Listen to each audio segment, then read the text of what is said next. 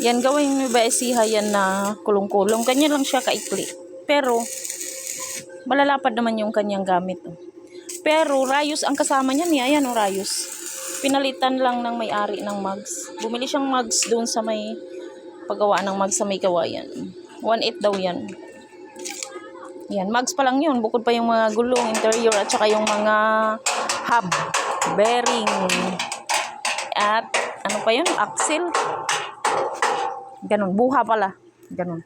Para sa rin ang inabot. Kasi may ba isiha, travel niya ito eh. Magkano ang buha niya doon? 6.5. Oo, Nag-travel 6.5. siya. Tapos pinalay sa akin. Pero pre na rin yung align sa 6.5 daw. Hindi ah. Kinabit lang yan. Para lang makauwi dito sa... Siya na nagpakabit. Pinakabit lang niya. Sa Lucy. Para makauwi. Ganun din. Yung 12,000 niya. Ubus din. So, kung gusto niyo magpagawa na lang ng kulpul, dito na lang. Oo. Dito na lang. Depende sa inyo. Kung ganyan gusto yung design, niwaisiha yung mga ganyang style.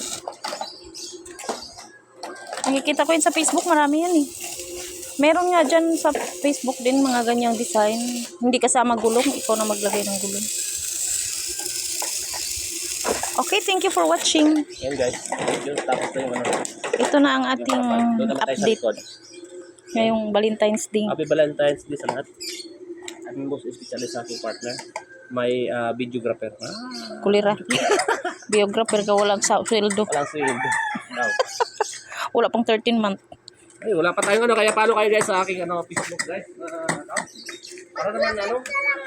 Wala pang bonus. Paano at mapapawi natin yung mga ano natin. Ginasa sa ating content. Wow! Wala, kala mo gumastos eh. Okay, food.